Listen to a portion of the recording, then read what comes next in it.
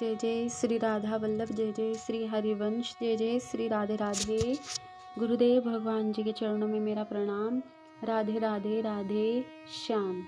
श्री भक्तमाल महात्म्य। जैसे श्रीमद् भागवत में श्री कृष्ण विराजमान हैं, श्री रामायण में श्री राघव जी विराजमान हैं, वैसे ही भक्तमाल में सब संत विराजमान हैं।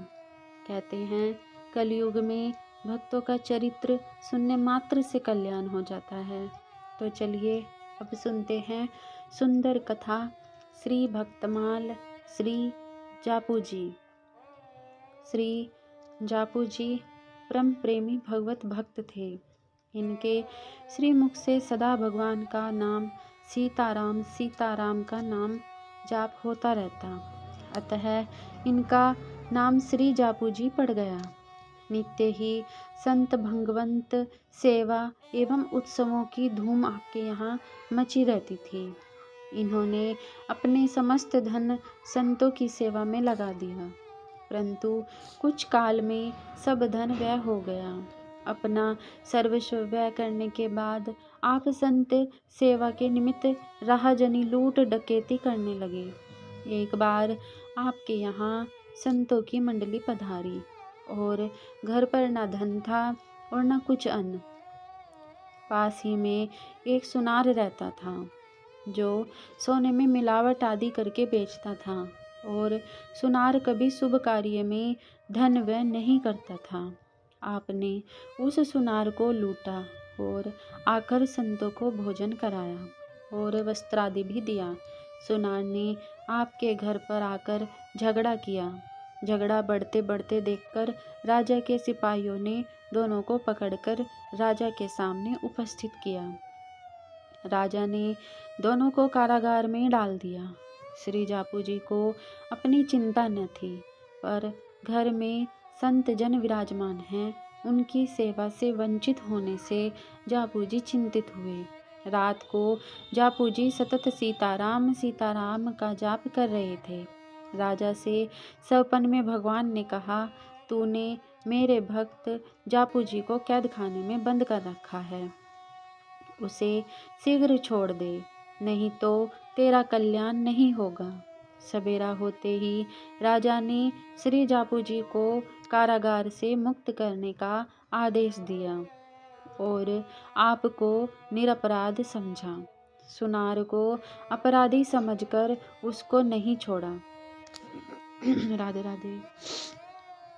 श्री जापू जी ने कहा कि हम अकेले घर नहीं जाएंगे, पहले तुम इस सुनार को भी मुक्त करो।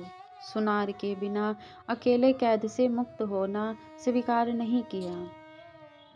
सुनार ने सोचा कि अवश्य ही जापू जी के पास कोई शक्ति है। लगता है कि जापू जी रात्रि में जो मंत्र सीताराम जप रहे थे, उसी के प्रभाव से राजा ने इन्हें मुक्त करने का आदेश दिया और हमें नहीं मुक्त कराया। अगली रात जापू जी के साथ सुनार भी नाम का जप करने लगा। दूसरी रात को भगवान ने पुनः राजा को सौंपन दिया और कहा कि जैसा भक्त जापू जी कहते हैं वैसा ही करो। राजा ने दोनों को छोड़ दिया। राधे राधे। दूसरी रात को भगवान ने पुनः राजा को सौंपन दिया और कहा कि जैसा भक्त जापू जी कहते हैं वैसा ही करो। राजा ने दोनों को छोड़ दिया। सुनार ने मन में विचार किया कि यह संत तो बड़े दयालु हैं, यदि चाहते तो अकेले कैद खाने से निकल जाते, परंतु इन्होंने ऐसा नहीं किया। सुनार को विश्वास हो गया कि भगवान के नाम के बल पर मैं इस छोटे से बंधन से मुक्त हुआ तो संसार के इतने बड़े बड़हन से भी अवश्य ही मुक्त हो जाऊंगा।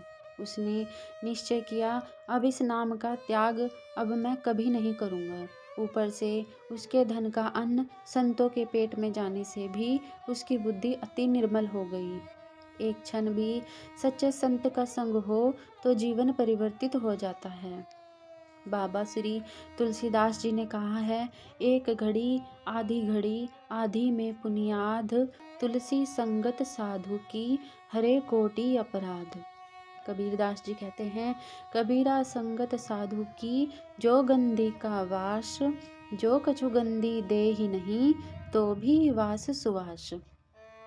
अर्थात संतों का संग इत्र सुगंध बेचने वाले की संगत के बराबर है।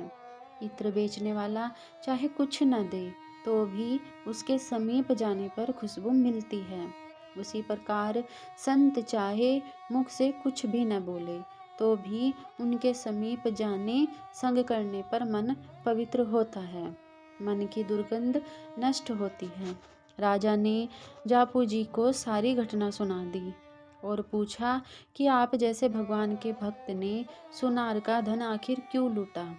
जापू जी ने सच्ची घटना बता दी और साधु सेवा की महिमा बताई। किसी भी तीर्थ का सेवन करने से पहले, किसी भी पुराण का श्रवण करने से पहले, उसका महात्म्य श्रवण करने से उसमें श्रद्धा अधिक हो जाती है। इसी तरह जापू जी ने संत सेवा की कुछ सच्ची घटनाएं और संत सेवा का बहुत महात्म्य सुनाया। इससे राजा और सुनार दोनों के हृदय में भगवत भक्ति एवं संत सेवा की निष्ठा दृढ़ हो गई। भगवान जापू जी की सेवा से संतुष्ट हो गए और सौपन में जापू जी से कहा कि अब आपको चोरी करने की आवश्यकता नहीं है। पास ही में जमीन में गड़े धन का पता भगवान ने जापू को बताया। उसी धन से भगवान ने जापू जी संत सेवा करने का आदेश दिया। राजा भी और सुनार भी जीवन पर्यंत निष्ठापूर्वक संत सेवा में लगे रहे। बोलो भक्तवत्सल भगवान की जय, सभी संतों की जय, श्री राधा वल्लभ लाल की जय। जय जय श्री राधे श्याम।